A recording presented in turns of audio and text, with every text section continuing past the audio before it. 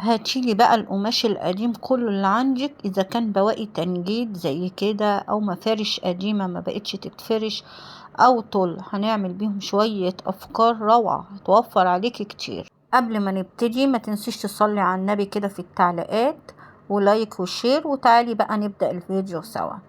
مش بقول لكم حتى المفرش القديم اللي مش بنفرشه دوت هنستفاد منه. اول حاجة هجيب حتة التنجيد كده، دي كنت بنجد الانتريه عندي والحتت دي فاضت هرميهم، لا طبعا هنطلع منهم دلوقتي تحفة فنية بتتباع غالية جدا جدا جدا، هتشوفوا بنفسكم. ما تنسوش بقى تصلوا على النبي في التعليقات، اللهم صل على سيدنا محمد وعلى آله وصحبه وسلم، ولايك وشير، وتعالوا نبدأ مع بعض الفيديو. كده دول بواقي التنجيد بتاعتي، دول هعمل بيهم شغل تاني. نيجي بقى في الاربع مقاسات اللي انا عملتهم، دول 4 حتت، اسماهم زي بعض، وخليت المنجد يتنهم لي من ال4 جناب. وده المفرش القديم انا هستغله، هاخد الخيوط اللي عليه بالشكل دوت، الخيوط كده شكلها ذهبي وعاجبني، يعني انا هستغل كل حتة في المفرش دوت. بمجرد ما يتكرر طرف الخيط كله هيتجر معاكي، هيبقى خيط واحد زي كده. وبعد كده هثبته على طرف يعني ال3/4 بتوع المفرش بالشكل ده. طبعا انا مش هخيط الفيديو النهاردة بدون خياطة خالص، هنستغل القماش القديم بدون اي خياطة، كله هيبقى مسدس الشمع، واحط خط رفيع خالص مسدس الشمع، وبعدين اثبت عليه الخيط بالشكل ده. انا عملت كده ال3 جناب، الجنب الرابع دوت هعمله بجوبير، هبتدي اثبته بمسدس الشمع. وزي ما قلت لكم افكارنا النهارده كلها بمسدس الشمع، مش هنستعمل ابره وخيط خالص. انت بقى لو حابه تخيطي كده بالابره والخيط مفيش اي مشكله خالص، بس انا حبيت ان انا اثبت بمسدس الشمع. كده انا عملت مفرش زي ما انتوا شايفين كده. ده انا عملت طقم لأوضة النوم، يعني 2 عملته للكومودينو، وواحد هعمله لكم دلوقتي للتسريحة. يعني انا ده عملت واحد، هعمل واحد زيه بالظبط. كان معايا كده بتاع لولي صغير، ثبته كده من الجناب، من الجنب التاني برضه هحط واحدة. وبكده اول مفرش معانا خلص. شايفين الجمال؟ بسيط جدا وما كلفناش اي حاجة خالص. شايفين حتى الظهر عامل ازاي؟ محدش هيصدق اللي انت عاملاه بايدك، وببواقي قماش عندنا، وبجوبير بقى تنتيلا اللي متوفر معاكي. هعمل واحد زيه كمان بالظبط. نيجي بقى لمفرش التسريحة، انا جبت 2 زي بعض وحطهم قصاد بعض كده، وهبتدي اثبت الشريط الذهبي من ناحيتين، يعني مش هعمله من 3 جناب زي مفرش الكومودينو، لا هعملهم من جنبين زي كده. وهبتدي اسويهم كده ببعض واثبت عليهم من النص كده شريط الجوبير. لو وصلتي معايا لغاية هنا وعجبك الفيديو ما تنسيش بقى تعملي لي لايك، ولو بيعجبك محتواي بقى ما تنسيش تشتركي عندي في القناة وتفعلي الجرس عشان يوصلك كل جديد.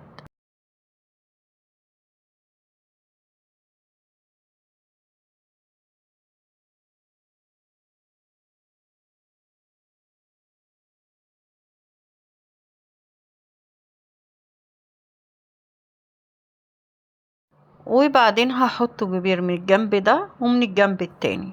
وبكده بقى معايا احلى مفرش للتسريحة، هتحطيه بقى على التسريحة على الترابيزة. هو انا بحاول اوريه لكم من بعيد، هو طويل جدا واوريكم الجمال شايفين عامل ازاي. ايه رأيكم بقى؟ استاهل كام لايك؟ وزي ما قلت لك ممكن تستعمليه على التسريحة على ترابيزة زي كده، شكله شيك جدا، واديكي وفرتي واستغلينا القماش القديم كله. كان معايا شوية وردات توزعتهم كده على جناب المفرش. وبكده احنا عملنا احلى مفارش ببقية القماش اللي موجود عندنا. انا عملت طقم للتسريحة زي ما انتوا شايفين كده، انتوا ممكن تستغلوا المفرش دوت لأي ترابيزة موجودة عندكم. ودي كانت فكرتنا الأولى. نيجي بقى للفكرة التانية، وهنعمل أحلى منظم برضو للتسريحة من كرتون وبقية القماش. هبتدي أثبت القماش بمسدس الشمع، بالشكل ده.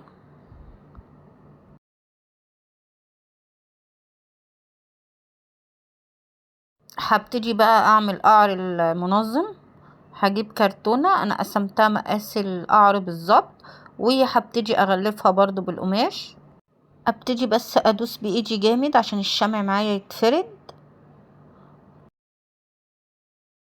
وابتدي اثبتها في قعر العلبة بالشكل ده.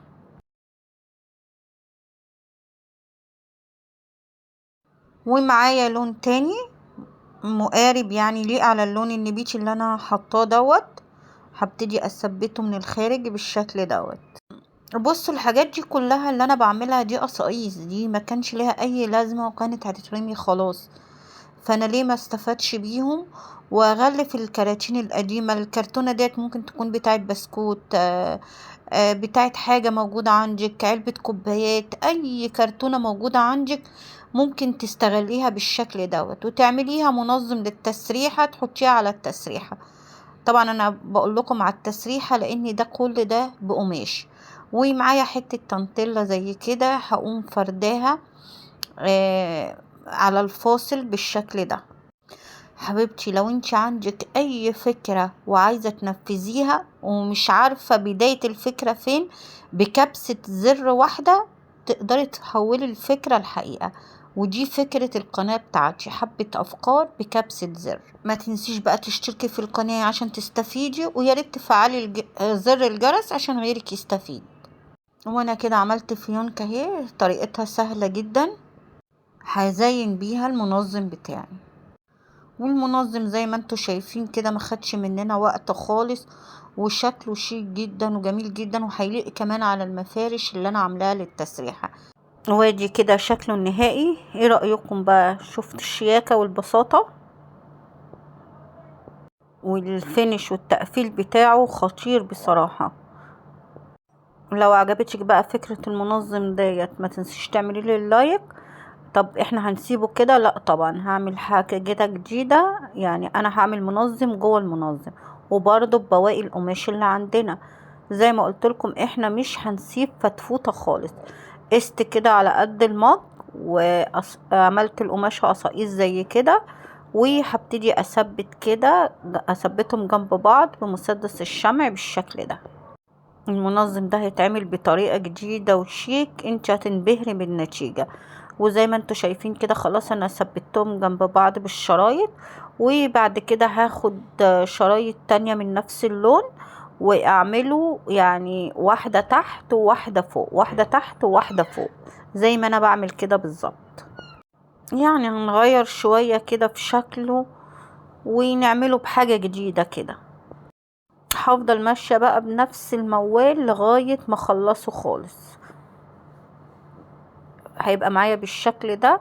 حطيت اخر شريطين باللون النبيتي، والمفارش اللي قلت لكم هنستفاد منها هقطع القنار اللي فوق دوت، هقصه وابتدي اثبته كده على طرف المج من فوق، وهثبت كمان حتة من تحت.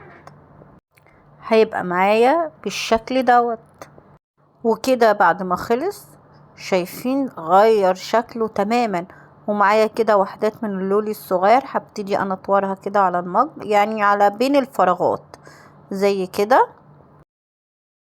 وبكده انا خلصته. ايه رأيكم بقى؟